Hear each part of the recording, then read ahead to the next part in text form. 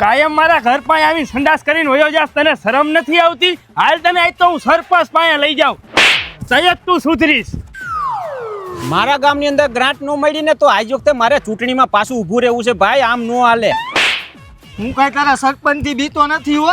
આ સરપંચ એટલે ભાઈ પછી ફોન કરજો તમે, મારે અહીં બાકાજી કી બોલી ગઈ છે, પછી વાત કરીએ આપણે.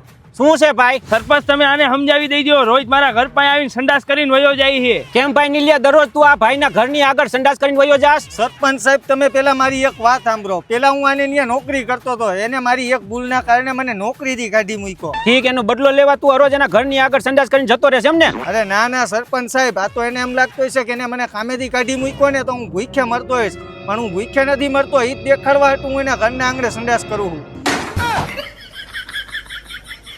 એલા તમે અહીંયા બાકાજી કી બોલાવોમાં, મારે હજી ચૂંટણી લડવી છે ભલા માણા.